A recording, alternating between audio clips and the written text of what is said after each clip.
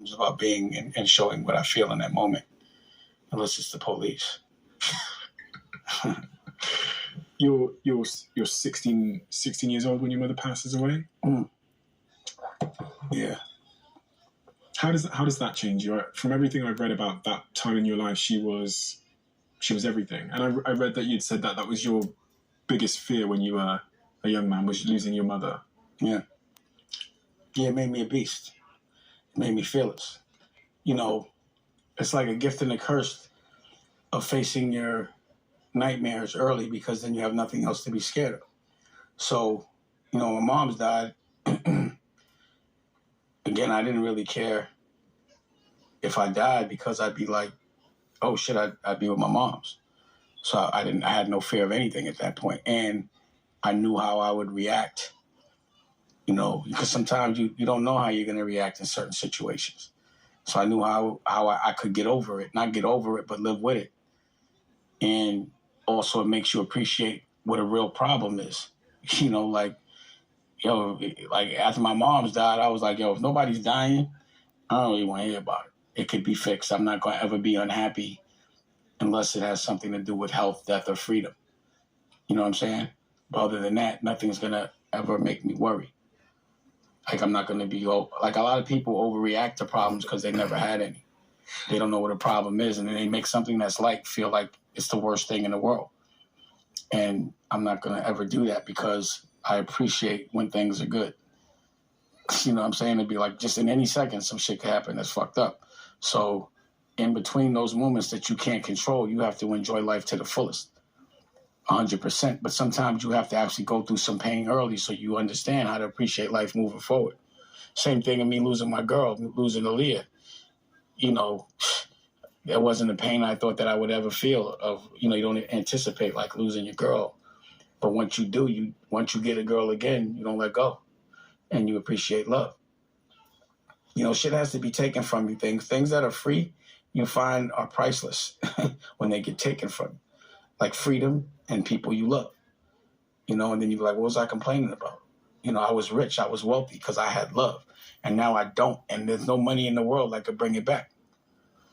You know, once your health is gone, it don't matter how you will spend any amount of money to get your health back if you're sitting in the bed compromised. Once your freedom is taken, you'll spend any amount of money to get out of jail, all of it, because you can't spend none of it while you're in jail other than on commissary, which is, you know. And then again, lose a friend, lose someone you love. If you could do you'd spend anything in the world to get that person back. But then you have to actually lose them to realize how much and how lucky you were to have them. So I try to appreciate life in the moment. I do appreciate life in the moment, because I'd be like, what if this was taken from me? Then I'd be sick, you know? 16 years old, losing your mum in that context in Harlem. How do you grieve that? Nobody teaches you how to grieve. Sell drugs. Sell drugs. Yeah. That's how I grieved. I was like, yo, I'm gotta go get money. You know what I'm saying? And, you know, at that point, in that moment, I thought, because I was younger, that money meant happiness. So I would do anything for it in that moment. You know what I mean? Like, you know, I was selling drugs. I was risking my freedom and my life and hurting other people. So that's how I did it. You know, it was just occupying my time and moving forward, period. Is that grieving, or is that a distraction? I don't know what you call it at that age. It's called getting through it. So yeah, it's probably a distraction. You know? But again, like, what are you going to do at 16? To me, you know, I didn't have the money for a therapist or the hindsight to go get one in that moment. So I just sold drugs. Is that what you think in hindsight you needed? I didn't need anything. I like where I'm at now. I think every lesson that I've learned to get me to this place has been perfect for me and for the world. The world learns as I learn. That's the guy that I've become. I don't call them losses. I call them learning experiences. But when you do that publicly and you could always land, or you always land back on your feet, the rest of the world learns from that. Tim Grover, who trained MJ and Kobe, said to me that you know, you'll look into people's early years and you'll find trauma and things that have happened and pain, and it will often be responsible for their, as he called it, their light side. the thing that makes them great and famous and resilient and successful and win the gold medals. But then that thing is also responsible for their dark side, which can be it can be the insecurities, it can be the things that are less admired. Do you agree with that? And if so, what is your dark side? Well, I think it's natural to be worried when things are going good for a second, because it's happened where things are going good and I've been devastated. But in that moment, I say, it's normal for you to think like that. You've been through it.